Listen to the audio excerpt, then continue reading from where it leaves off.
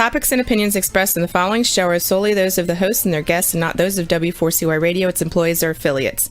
We make no recommendations or endorsements for radio show programs, services, or products mentioned on air or on our web. No liability, explicit or implied, shall be extended to W4CY Radio or its employees or affiliates. Any questions or comments should be directed to those show hosts. Thank you for choosing W4CY Radio.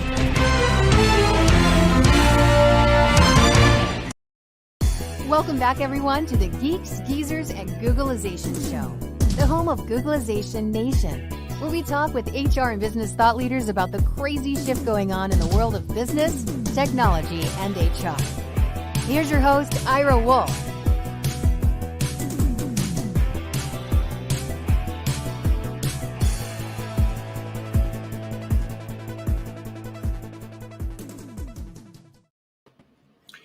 Hey, welcome back, everyone, to another episode. And thanks for being here for another episode of Geeks, Geezers, and Googlization as well. What a crazy time, and happy Thanksgiving, by the way, and happy early Black Friday. For that seems to be the universal date. We've got a guest from Canada who's at Thanksgiving weeks ago, but the universal holiday seems to be Black Friday. So how are you doing, Jason? We're doing great. We're getting packed up. This Thanksgiving looks a lot different than last year's Thanksgiving, which is good. We stayed home out of an abundance of precaution. This year, we're fully vaccinated. Thank you, science, and heading back out to go see family. So we're really excited about it. You know, that's really interesting that you say that. Thanks to science, we had a discussion last night, and you've heard me say this, and I think we've talked about it on the show a couple of times. What if we went back 10 years, just 10 years, maybe even 5, and we had the pandemic? What the world would have looked like without technology? Because everybody had Zoom fatigue. We're tired of this. We're tired of being on whether it was in school, whether it was communicating, whether it was having a Zoom Thanksgiving dinner. People complained about technology and still are complaining about, all the technology, how fast things were changing, about the internet. And yet the value that the technology brought, think of what the pandemic would have been, what our capability to respond would have been had there not been that the only way to go to work would have been to mask and social distance, but the infections and the hospitalizations would have been exponentially larger than they were. So, and then we still wouldn't have a vaccine because of technology, because this one was really manufactured. It wasn't done through live vaccinations as in the past. A lot of the solutions and a lot of the medical miracles were basically using live vaccine. And this was manufactured through technology. So it's incredible. And we should be very fortunate that there were still 110 million people working full time, getting paid. Economy actually struggled for a little bit, but then did very well, except for certain sectors. And I just can't imagine. I mean, we go back to 1918 of what that was of people. You couldn't quarantine, you couldn't lock down because everybody had to continue to go to work. That's right. Yeah. And in addition to that, there's a small glimmer of hope, too, that it looks like the jobless claims are finally starting to go down again. And mixed blessing. Yeah, it's a mixed blessing. It means there's fewer people that are looking for work, but the number of job openings isn't decreasing. That's right. So I'm wearing my, you might notice I'm wearing my Muhlenberg. You might not know what the M stands for, but it's Muhlenberg College. I'm an alumni there, but I'm also teaching an organizational change class. And today's topic with Scott Hirsch is going to be so good because last night we have 7 students. It's a master's level program. We got people from the recent graduates from 22, 23 years old up to mid 40s in mid management. And the conversation was about adaptability, which, we'll again, that's my passion and what we talk about all the time in the future of work. And one of the younger ones, recent grads, said, he can't wait. We were in person last night. We have some classes virtual and some in person. It was in person, and he was so grateful. I mean, he said, "Oh, I love this. I love being with people, and I love getting back to this in person." And then one of the other students who's been in the workforce for about 10 years said, "I hope we never go back to normal." So it shows the diversity, and it doesn't mean that all young people, just because you're a digital native, doesn't mean that you love working remote. And just because you've been in the workforce, and the person we talked, the student that we talked about, works for a staffing company. She was traveling. I don't know how many days a year, but a lot. She was always on a plane, always going somewhere, going to work. She literally went to work, almost never worked from home. And all of a sudden, she was forced to work from home and says, "I kind of like this, and I hope I don't have to go back to all that travel." And she was pretty adamant, is, "I don't want to return to normal," and other people want to go back to the way it was. And that's the challenge that we're facing. So we're real fortunate to have Scott Hirsch here today. Why don't we bring Scott on? Instead of talking about him, why don't we talk with him? Absolutely. There's Scott. So all the way from Toronto, Canada, right? Or are you in Toronto? Vancouver, West Coast. Vancouver. Okay. Still in Canada, but right. So welcome. I appreciate you being here. You got a great story. Also, you're one of the examples of when I continue to hear this, it just drives me crazy. Every problem that exists, the reason that we don't have enough workers is because of those darn millennials. So I think you're on the cusp of that millennial Gen Z thing. But it's amazing how many millennials that have been on this show, Jason, or that we meet and talk about, that are ambitious, not only smart, but ambitious, driving, starting new businesses, employing other people, in tune to the issues, not sitting in their parents' basement playing video games all day long. So we welcome you, Scott, but it's just amazing that it's like one by one, and that they think, there's one more on the planet. No, if you look around and get out of your own zone, there's a lot of good people, and there's a lot of baby boomers, which is certainly my generation, that I don't necessarily look up to, respect, or dignify either with some of their attitudes. There's some that feel pretty. All the descriptions fit all generations. So yeah, I appreciate that.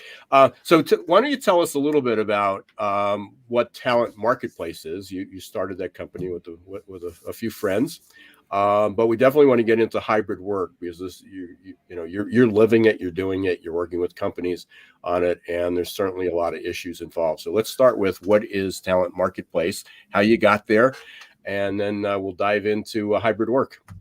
For sure. Thanks so much for the intro there, Ira. So what TalentMarketplace is, it's an online project professional recruitment platform. So what that really means is we directly connect employers with job seekers that are looking for work. We make sure that all those job seekers are pre-screened with a phone interview and a resume review, so that they are available, high quality, and ready to work.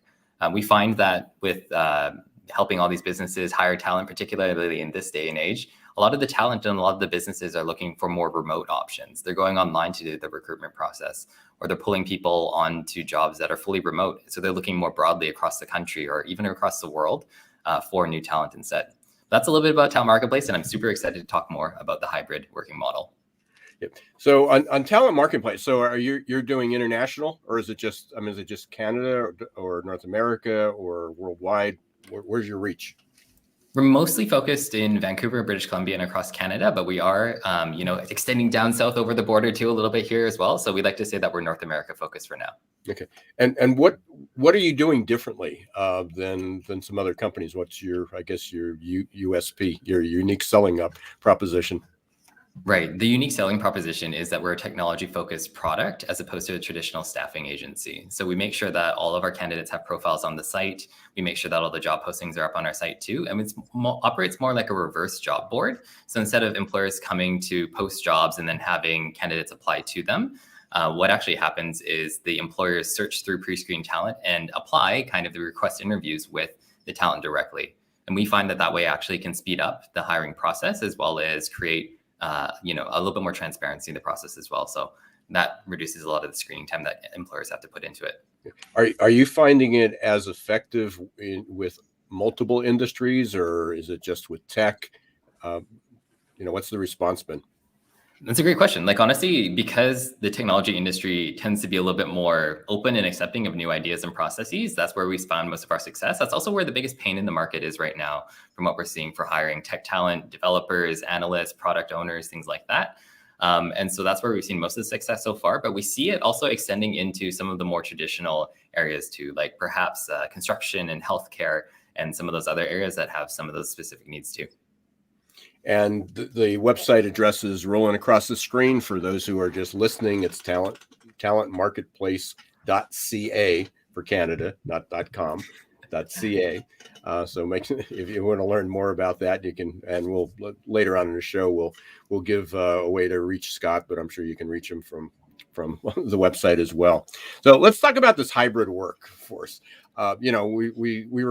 Companies were forced into it. I mean, we think about where we were a year ago. In the end of November 2020, the vaccine was, the launch was just around the corner, but it wasn't quite there yet. We were still pretty isolated. Companies were still stuck on working remote, and it was like, but in February we'll be back, and then it was, in May we'll be back. No, in September we'll be back. And now it's 2022 we'll be back, and then there's a lot of companies that just abandoned they didn't go 100% remote, but maybe 90%, 80%. I gave an example. It popped into my head last night, and there's so much news and so many things going on. I remember the big news was, and this was at least a year ago, probably more than a year ago, when Nationwide Insurance, who has 20 corporate locations, decided to shut down 16 of them permanently. I mean, not temporarily, but permanently. Which means that, but they weren't laying off people. They weren't going out of business. They were just getting rid of a lot of real estate. And so, obviously they still have 4 corporate offices, and people are still going to have to go to work there. But they had 16 locations where people were going to work remote. And so we have this blend, and as I've said a million times at this point, I think, we have in-person and we have remote. And it's not just hybrid's not one option in between. Can you absolutely talk about what's going on, what you're seeing, what's going on out there? Yeah, and I love that framework, right? Because you have 100% remote over here, 100% office over there. And it's really a spectrum of what hybrid options can exist in between there. We've seen some really interesting solutions from different companies. Obviously, there's you work 2 days from home and 3 days from the office, or vice versa, or any level of days or time along that spectrum too. But I've actually seen some really innovative solutions to that as well. So like you suggested, there's a lot of businesses that have extra corporate space because maybe they've scaled down their in-office staff. So what I've actually seen a lot of is office space that's being re-subleased to other companies for remote workers that might want to work not in their home and not in the office, but somewhere else in between. So you almost have a location spectrum too. So we see things like co-working spaces or subleased office spaces for collaboration, where like a handful of employees that might not want to go all the way to the downtown office, but they might make it somewhere in the middle, collaborate there instead. Yeah, there's more and more examples of, and I experienced this last night, and as I personally go through some of these experiences, it brings to light, it's like, and it is difficult. So we're in a class, we have 7 students in the master's program, but there was one student, and this happened the last time, we've only met twice out of the 5 sessions, twice in person. One student couldn't make it, but they came in on Zoom. So I'm in the room and I'm setting up the cameras, so they have cameras on us, the cameras on them. So we're trying to make it this virtual experience. But the reality is it's hard, because I'm looking at the screen and go, I forgot that Stephen was up there. Yeah. And do you find that those people that are remote, particularly if you have a larger class in your situation of people in person, do you find the person that's remote is able to speak up as often or ask those questions? Or do you feel like they're more removed perhaps from the overall meeting? That's a good question. And I think part of it depends on the personality, for sure. But in this case, if he wasn't jumping into the conversation, I had to intentionally make sure I brought him in or ask if there was any questions, was there any comments. But it wasn't that unusual. I had to do that for some of the people that were in person. But when they're in person, they're literally right in front of me. I can see them and they're not participating. If you don't go to the screen and then it just blends in, his picture just sort of blended into the screen. But it's also easy for him. I don't know what he was doing during these times, but he'd take the video down. Now, maybe there was a disruption in the back and he was on mute. When you're in a class, when you're in person, you can't mute. You cannot talk, but you can't mute yourself and you can't disappear. Yeah, that's right. And you can't just start scrolling through Instagram or something like that in class necessarily without somebody noticing. I think one of the students was. but I know what they were doing. I can pick that up and see if they were active. And then I can change my response, or I can, I can be the tough professor and call on them while they're when I think that they're scrolling through. And I don't know that maybe they were scrolling through. I mentioned something and they were looking it up, which I could see the laptop from one of the other students who was constantly doing that. But if I mentioned a book, she was looking up the book. If I mentioned an article, she was looking up the article. If I mentioned an individual, she was looking it up. So she was taking what I was saying, what the discussion was, to another level where, certainly people could be, on the other side of the room that I can't see what their screen is, definitely could be checking their Instagram or text messaging somebody or doing whatever they do. So how have, with all these variations, what have you seen that's working? What kind of tips that can you suggest for companies or for businesses, small and large, to help them make this transition? Because the title of this program was A Rocky Road to Hybrid Work. So. Yeah, for sure. And I love some of the details and examples that you're giving there, because that's a lot of the tactics and the meeting planning that really get into the weeds around how we can make hybrid work a lot more successful, right?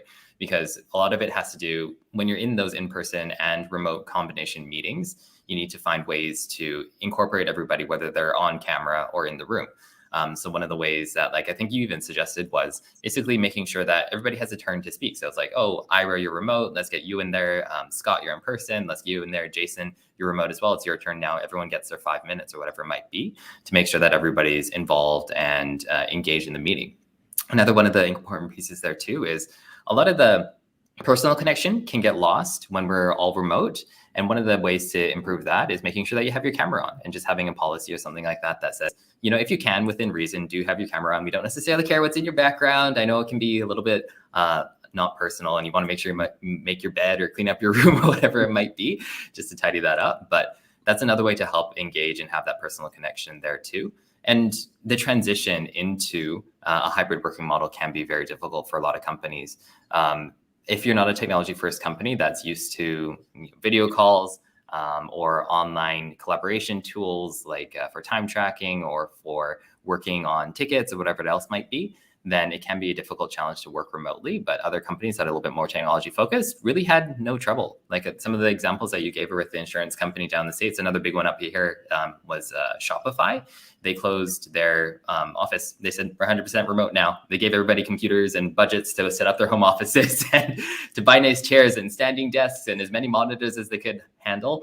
And I think that's a great way to transition into the hybrid work model, to give people a whole bunch of money. I didn't use that example, but I appreciate you bringing that up. And again, I've heard all these and then you forget about them. But when I mentioned last night that during the transition that there were some companies that, it's a leadership program. It's a master's in leadership. So I'm talking about the organizational change. And I said, as people made that transition, there were leaders that made sure that their employees had the resources. It wasn't that we're just going to remote, but they had the actual resources. And, people shared examples last night that when they went home, both spouses were working remote. So they didn't necessarily, there was an office that they can each work in, but one of them never worked there because they had a place to go to work, and then they came home and they spent time with the kids. So all of a sudden you have two adults trying to get on the same computer, to get to work or get a laptop. And then the kids, and then when it was determined that the kids would be going back to school, and that would be remote too. So now you needed devices for them so they can get onto the work, and then you needed the bandwidth.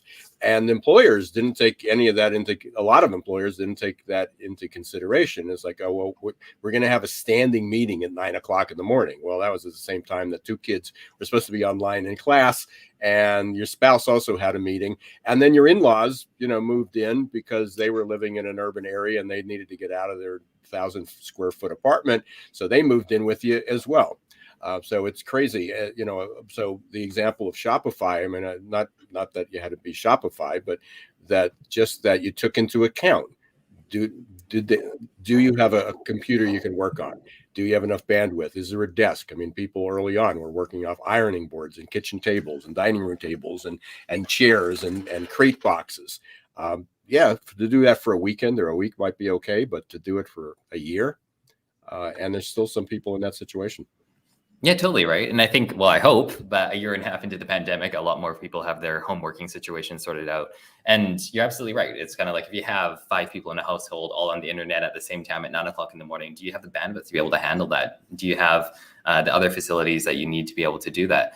Another interesting example that we came across recently was an employee that was recently hired, and she was very excited about going to the office because her husband also works from home and she has kids at home as well. And so like the prospect of being able to go to the office was very attractive to her, because as much as she loves her family, I'm sure having some distance away from them at times is also important. So I think that there's actually a lot of like push and pull on both sides. Like there's people that genuinely want some time in the office for really good reasons. And there's people that genuinely want time at home so they can perhaps pick their kids up after school too. And so having that balance between the office and the home workspaces is actually really important for a lot of employees. Yeah, and having that balance, again, I go back to my example last night, and it happened in the first time. There was another student that couldn't make it because she was traveling, and again, I wasn't anticipating that, but I don't know why. I guess I should have, being in the position I'm in, but it definitely changes the dynamics. I had to learn how to do that on the fly. There's, I'm sure there are better ways to be able to do that. But it also brings up an example of what happens then when some people actually go to work. They go to the office. The company mandates you have to be here 3 days a week, and you go there, but somebody's sick. Somebody was exposed to COVID. Somebody's child was sick. All these reasons, and now all of a sudden you have people in the office speaking to other people in the office and people remote on Zoom. So yeah. So there's some people say, well, that's okay because I had to get out of the office. I had to get out of the house. But there's a lot of people that made the commute, got in there, and then they're still dealing with people in the office on Zoom or whatever platform you're using. I guess Zoom became the Kleenex of the world, but yeah, exactly. Right. But I think that you're hinting at something that's really important there. And that's like a fairness piece almost to it. So it's kind of like if I made the effort to come into the office, to be there with my coworkers, to be extra productive for the company. And then there's this other person perhaps that is working from home, and I might perceive it as this person isn't making the same level of effort that I made in order to come into the office. It might feel unfair.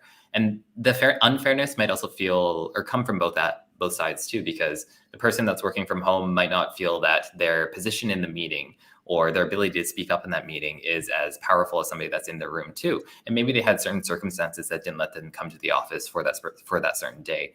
So like the unfairness piece, or like the fairness in general piece, I think is really important to acknowledge and find ways to kind of address as well. But it's definitely a challenging conversation to have too. It's so incredibly complex, and that's what we're talking about in this class, about complexity and how, because you're also talking about. So Stephen last night says, listen, my mom, the reason was given is that his mom was sick and somebody needed to be there. So it's fine. So if I was an employer, I'm providing him flexibility, and I get a pat in the back and a big thumbs up for being empathetic, concerning, and that's fine. You're still here, but you can take care of that. But then there is the detachment from the group. It's like, well, we could have all stayed home. I had somebody commuting an hour Somebody delayed their college. Two of them live on campus. They delayed their trip home till this morning because of that. And it's like, well, if I know I could have done this at home, I could have beat the traffic and done that. So it's, I don't know what the correct answer is. Maybe you can help us with that, but how do you weed through that? What's the process to make sure that we do the right thing, but it received negatively or not as positively if we want by somebody else? And I think the best advice I can give there is just fairness and transparency. So like the things that I've seen work there are just planning ahead, for example, right? So at our company, what we do is we ask every employee at the beginning of the week to indicate which days they're going to be working from home and which days they're going to be working from the office. We provide the flexibility for that to be basically as much or as little as you want. We do want to see our employees' faces every once in a while. So like we will ask people to come in maybe once a month or something like that at the very, very minimum in order to have some of that team building and collaboration and things like that. But at least that gives us a little bit more planning and flexibility. And some of our teammates actually really like to come in on the same day because this is a good tip too. If you have attractive things in the office, if you want employees to come back to the office, that could be a reason for them to come to the office. So like, for example, we have a gym up on the 16th floor. And so like a couple of our developers actually really like to work out together. So they'll come in the office on the same day and then they'll after work go up and then have a bit of a workout. And that's one way to, bring people into the office. And that's one way to help, create a little bit more of that fairness, provide a little bit more of that transparency in the process and give people the flexibility that they need in order to live their lives. Jason, I've been working with you long enough and getting to know you. I can see the wheels turning in your head. Yeah. I mean, this is absolutely fascinating. As I sit back and I listen to what you're sharing here, Scott and Ira, the first part of hybrid was just the nuts and bolts. Like, do I have the stuff at home to actually pull this off? And now we're kind of in this phase, it sounds like, where we're getting into actual behavior for people. Like, what do leaders need to do differently to set people up to be successful from working from home? And then what are the skills, possibly new skills, that our employees need to have in order to be successful working from home compared to working, at the office? And I'm curious, Scott, have you heard any employees or have you seen any studies, like, are there a different set of skills that are needed from leaders and employees to be successful working from home compared to working in the office? Anecdotally, I can definitely speak to that. I don't think I've seen any specific studies on that, but what I can say from experience and observation is that the skills that employees and employers need to be able to make the hybrid work or work from home successful is really just the ownership, the figure it outness, grit, I think is a good word there too. And just the responsibility in order to do the work at home by yourself without having somebody over your shoulder for that long period of time too.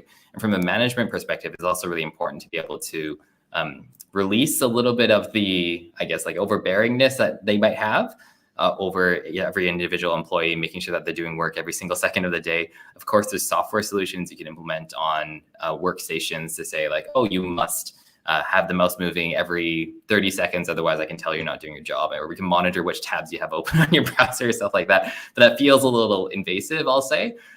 So I would, caution people from those kinds of solutions. But what really the skills that employers and employees really need to be successful in a work from home thing is like 1, trust, 2, the ability to figure it out, and then 3, some level of accountability for their tasks. So as long as you're driving towards the right actions, then I think that it can work for everyone involved.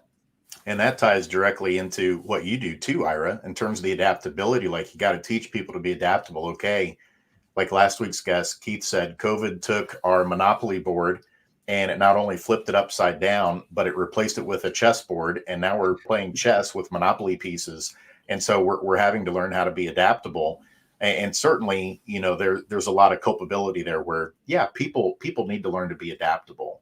But the things you just shared there in terms of what leadership can do too, it's got to be a symbiotic relationship there, right? It's like they gotta kind of meet in the middle. The people have to be able to do some change and be more adaptable with their schedule, with the way that they organize, with the way that they communicate, maybe doing daily exit tickets. But then management and leadership, they've got to make some changes too in order to support people. And I love the things that you shared there, the examples. Another one that I've heard from some companies is what they're calling rules of engagement. which basically just means, hey, you're going to have a manager one-to-one with your people once a week at a minimum.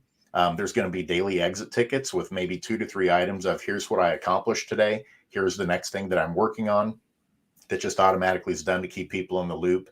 And it just is kind of neat to see after we made it through the first phase of how do we even make sure we've got the equipment and the resources to do this, that now we're kind of in that figuring it out phase for the people and leadership. And I think there's a lot of suggestions that have come up today that are going to be really helpful for listeners to the show that they can put into place. I was doing a search this morning to reply to one of the students, and they came across an article, and I loved this. The headline was "Adaptability doesn't happen by accident." And that's so true. I mean, we talk about responding and being flexible and grit. Scott, whenever I hear grit and resilience, it always perks me up because it's part of adaptability, but it's not the end all and be all, because there's other components to it. And one of the other components that we look at and we measure is our unlearning ability, not only our learning ability, but our unlearning ability. So last night, and I go back to my class, again, it was just fresh in my mind. I asked one of the students, and she said, I'm not sure I had to unlearn anything. Maybe it's because I'm young. And as we dug deep into that, as I said, so if we go back to January 20th, you said that, every week you were on a plane, sometimes several times a week you were going someplace, or just by routine. If you weren't on a plane, you got up in the morning, you stopped for your coffee on the way, your Starbucks on their way in, and she went to work, and that was the routine. So if I said in January 2020 that within 2 months you're going to have to be 100% remote, would you be able to do it? And she said, I wouldn't know. I would have said, no, it's impossible. And I said, well, somehow overnight you unlearned a bad, you unlearned the way that you thought it had to be, and you adapted. So again, people are sometimes hard on themselves, and they think it's how do I unlearn? How do I break a habit? Whether it's smoking or eating too much or not exercising or exercise, whatever it is, that I've got this habit and I've got to change my routine, and they go, oh, we're not very good at it. And it turns out that people actually are. They do it, and they just don't recognize that they do it. But we are going to take a really quick break here, Scott, and to all our listeners, we're listening to Scott Hirsch from TalentMarketplace. We're talking about the rocky road to hybrid work. How can we work it? How can we make it work better? And so how do we get through all the complexities? And when we come back, we've got a tech guy here. So I'm going to talk about, I started the show talking about how technology sort of saved us, how difficult it would have been without technology, and talk about how technology is going to help us get through this, as well. And there's some downsides to technology, but there's only some upsides. So we're going to take a short break. We're going to talk, you're going to hear a little bit about adaptability from Success Performance Solutions. And as a reminder, November 30th, next Tuesday at 2 p.m., we are having a webinar on There's no app to adapt. There's no app to adapt. But there is an alternative, and you can go up to the website. You can go to Success Performance Solution as well. It's right at the top of the screen. There's a button there you can click and register. It's free, and hope to see you there. But right now we're going to take a break. We'll be back in 1 minute. Change doesn't pick favorites. No matter who you are or where you live, the year 2020 was filled with one unexpected challenge after another. According to the authors of The Adaptation Advantage, we are incredibly well prepared for the past, but woefully unprepared for the future. That leaves millions of people feeling scared, worried, frustrated, and confused. Whether you're the owner of a business or a worker out of a job, adaptability is now an essential skill you need to ride the next wave of normal. The good news is that science shows that adaptability is learnable. Adaptability gives us the confidence and courage to think about change and embrace opportunity in the right way. Adaptability gives us hope for a better future. And goodness knows we need hope. Are you ready to embrace change and double down on your future?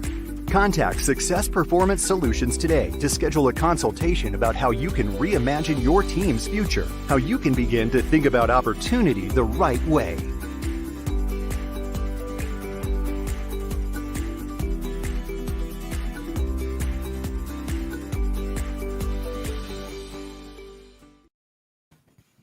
Welcome back, everyone, to Geeks Geezers and Googlization. Thanks for being part of Googlization Nation.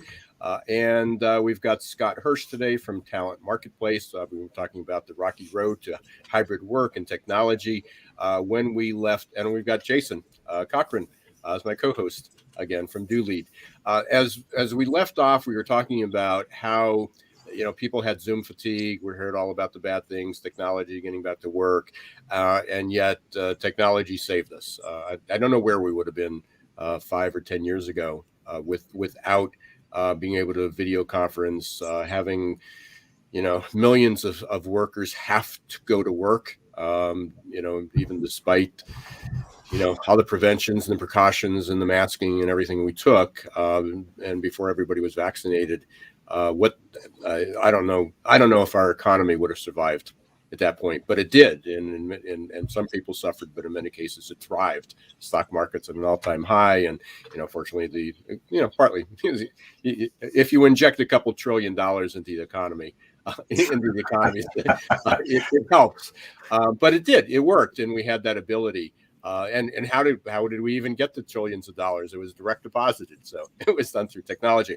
Moving forward, Scott, one of my premises has been that the reasons that we're struggling with the experience with Zoom, two-dimensional Hollywood squares type of setup, is that we're not very good at it. I mean, is that there's a human factor. We're just not using it to its capability. We're used to doing in-person exercises, and again, management and leadership wasn't very good at that. And before, even in person, they're worse doing it online. So as we become better at it, even something like a video conference becomes an effective tool, and some people figured that out. But what's next? I mean, we hear. I look at and I read about some of the VR, the virtual reality, or more importantly, the augmented reality, as that gets up. I mean, I don't know how. I'm sure you're attuned to it, but where do you see it going? I mean, if we have another crisis in 2 or 3 years, what does that look like? For sure, right? And I think this is a really cool speculation that we can kind of do here too. There's a few things that we definitely see, like obviously there's the Facebook and the metaverse and that thing that's been announced, and the augmented VR and reality that can be incorporated with that. Everyone has to get their goofy headset on. It can pop into the same literal virtual meeting space. But I think that's a long-term solution. So in the shorter term, and probably in the next, 1 year, 2 year, 3 years, I think a lot of the tools and technology that's going to improve the remote working thing is just the collaboration tools. Like think like Google Docs, or think like whiteboarding solutions, or think like more Zoom features or Google Meet features, or whatever they might be. I see a lot of those tools kind of getting more adopted, and then folks working more collaboratively on those specific tools, right? It's really powerful, for example, if you are putting a presentation together and like I can pop in there, put a slide up, and Ira and Jason, you each can pop in there, put a slide up in real time and still chat in there while you're building these things together. And you can see like, oh, I dragged this picture onto your slide, you put that text on my slide. We can collaborate together and build these things a lot more efficiently as well, right? Because even pre-pandemic or pre-Zoom world, it would have to be a lot more individual. Like you would take the presentation, go off, build it on PowerPoint yourself, and then come back to the team and say like, oh, maybe we can change this thing, or like, can you give me your feedback on that? And then I'll go make that changes. But we can do a lot of that stuff real time now. And I think it can be more efficient than it ever has been. So I see the tools and for the short-term future being a lot more of those collaboration-based tools and getting that a lot more adopted. And then in the longer term, that's the exciting piece around like the VR and the augmented reality and the pieces like that. The really other interesting piece around that too, I think though, is we're still trying to recreate physical spaces in the virtual world. And I find that really strange. I feel like there should be a better solution for that, but what do you think? Yeah, well, as I was thinking about that, I mean, and again, teaching in the school, and one of our exercises, we're studying. I was using blue ocean strategy for those who are familiar with it. It's the blue ocean, and they got engaged with that. But I looked at, was anybody using VR during the pandemic for education? And all the schools popped up. So the fact is, you mentioned that it's sort of down the road, but it wasn't. I mean, there were classes. I know Temple University I'm not sure. That one just sticks out because the article just popped up.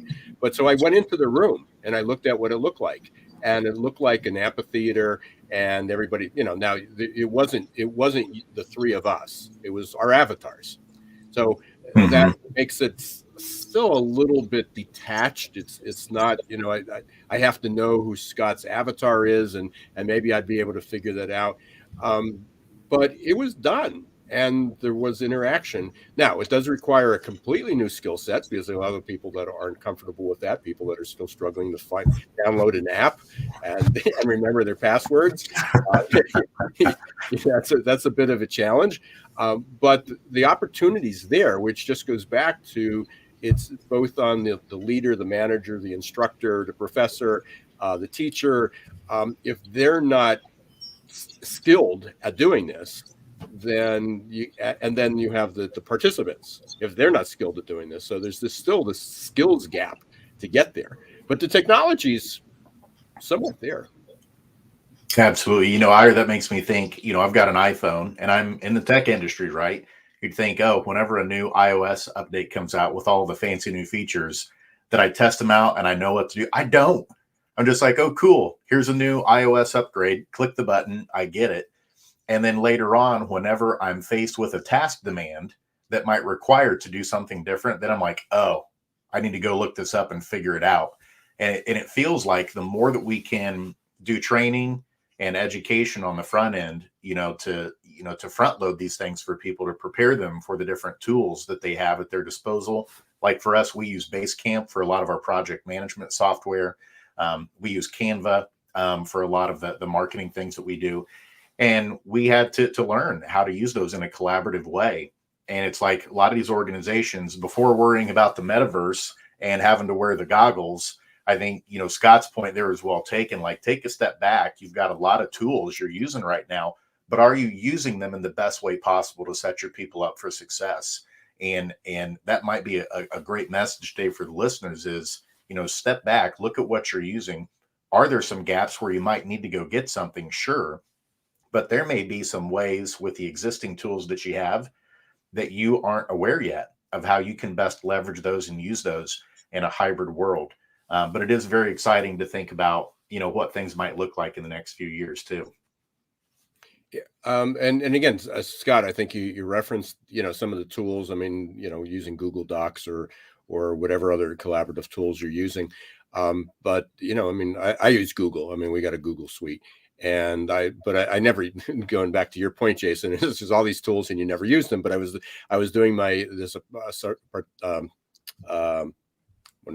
certification. I wasn't a participation, it was a certification. And one of the exercises was we broke out into groups and we're using Jamboard, which is included. So here we are. It's like, hey, take a Post-it note and post your idea, exactly like we would have done in person. We just went, and as soon as you got the hang of it and you figured it out, which took about 30 seconds to figure it out how to use it, we're just writing and throwing up ideas to be able to do that, and then it gets saved, and we didn't have to take down the big 3M posted and roll them up, and then somebody's transcribed them or took pictures of them. It was already done, and you can continue that collaboration. We also used Miro. I guess I'm not sure, Miro. But again, there's tools out there, and a lot of them are included free in the suites that you have or the software that you have, and people just don't use it. So I think part of the problem that we're having with this gap, and part of the challenges in the hybrid work, is we got the tools available, we're just not using them properly. Exactly. And when do those training opportunities come up, right? So like if the company says, hey, everybody's working from home now. If I didn't know how to use Jamboard or Miro or anything like that prior, if I wasn't using that at the office, then now the opportunity for training might have even gone down even further. So it's like that recognition by companies and by employees to say like, hey, there is potentially a skills gap. Hey, there's potentially underutilized tools as well. And recognizing that, skilling your employees up, recognizing that you're already paying for some of these tools anyways, might as well try to make better use out of them. And then I love what you're saying there too, Ira. Like, I think that there's time savings if you're able to implement these new technologies, because you're not transcribing that board, that physical board, or taking pictures of it anymore. You can actually work faster than you used to. For sure. Scott, we are just about out of time. This went amazingly fast. What a fun conversation. And appreciate you being here. Certainly at this time of Thanksgiving, grateful that you're here. How can people get a hold of you? What's the best way? We've got your company, TalentMarketplace.ca. Remember the CA. How else can they get a hold of you? First of all, we do own the .com domain too. So if you went there, you'll end up on the .ca one, but thank you for that distinction. But the best way to get a hold of me, probably LinkedIn. I'm easy to find. Scott Hirsch is spelled Hirsch. You'll find me under Talent Marketplace there. Otherwise, you're more than welcome to visit the talentmarketplace.ca. All of our contact information, email address, phone number are on that site there too. Please don't hesitate to reach out or send me a connection request on LinkedIn. I'm more than happy to chat with anybody. Very good. Well, I'll wish you a happy Black Friday. You've already had your we wish you a happy holiday and a good year. Love to have you back. This is obviously going to be a evolving topic, and we got some really exciting things happening in 2022 as we're going to be participating with the People Forward Network. So we'll be talking a lot more about that. But we wish you well. We wish you congratulations for all your success. Going to follow the story, continue to follow the story, and hopefully we can have you back in 2022. Thank you so much, Ira and Jason, and happy Thanksgiving to you too. I am thankful for this wonderful opportunity, and I hope that you guys have a wonderful holiday season as well. Thank you. Likewise, Scott. Thank you. Stay safe. That was fun. Wow, incredible. I mean, I was just blown away with how many specific examples Scott was giving from companies that they work with. It's one thing, and talking a lot about theory sometimes, but to actually here's some specific examples of things that are being done by companies to step in and help their hybrid folks. I think that's great for our listeners today. Yeah, and again, it's complex when people start talking about it, and I know it frustrates people. Is because we're here to offer solutions and help people mine through it. But everybody has to be aware that it's a complex problem, and there's a million variations. But there's also, as we ended up, free tools to help get through this, and people just aren't using them effectively, and that. So, the technology is not the problem. It goes back as it always does. It's people. That's right. And I'll tell you what's going to be fascinating. We touched on this, as we're wrapping up here. We are in the middle of trying to figure out how to use those tools. And so we're trying to figure out how to do hybrid work. And that's a big change from what we used to do. Well, just think about, we brought up the metaverse today, thinking about what those changes of VR are going to be like. If we thought we had to adjust a lot working from home, I think there's going to be many more people, that'd be my prediction, that are going to struggle to figure out how to work through a virtual or augmented reality kind of thing also. And so this idea of leaders and organizations, you've got to rethink how you're training, how you're reskilling your people to do their jobs. This isn't just about them being able to do hybrid work, but coming around the corner, you're also going to have to up the ante to teach them how to do this in a virtual reality and augmented reality world. For sure. And that leads into adaptability. Certainly, we keep everything we talk about is not how to react. Don't wait till it happens. And then we respond and we show our grit and resilience, and we've recovered. We got our footing back. But how do we anticipate? How do we respond quicker and better, more effectively? And not have these, we're going to have ups and downs, but how do we minimize the depth and the scope of the down when we're there? We need to learn how to rebound faster, and that's what adaptability is. And if you want to learn more about that, next Tuesday, November 30th, 2 p.m. Eastern time, I've got our webinar coming up. There's no app to adapt yet. And you can go to that by rebrand.ly, app to adapt 11/30/21, or you can go to Success Performance Solutions and click on one of the top two buttons that says webinar. And it's free. We are offering SHRM credits for that, and hope to see you there. We already have a lot of people signed up for it. But in the meantime, we are very grateful. I'm grateful. Thank you, Jason. I know you came on board in the summer. Really appreciate you being here. This thing is rolling, Geeks, Geezers, and Googlization. A lot of exciting things coming down. So grateful to have you. Grateful for all our listeners. We've had a great year. We're in the top 70 podcasts to listen to in 2022, and hopefully next year we crack the top 50 or even top 20. We got big plans, and we're talking about more about those in the very, very near future. Absolutely. And heartfelt thank you to you, Ira. It's been a joy joining you on the show and being with the listeners in Googlization Nation. And that's at the top of my list. Outside of health and happiness is being a part of this wonderful movement and with our amazing listeners. So thank you for letting me step into that opportunity and join you on this journey, my friend. Yeah. And final thanks. Second to the final thanks. Thank you, Roxy, for all you're doing, keeping us on board, making it easy for us to show up here 1 o'clock every Wednesday, and things go so well. We don't have to worry about producing. I don't have to worry about changing things up here. Just can talk and participate and enjoy the guests. Until next week, we wish everybody a safe and happy Thanksgiving, and don't let the shift hit your plans.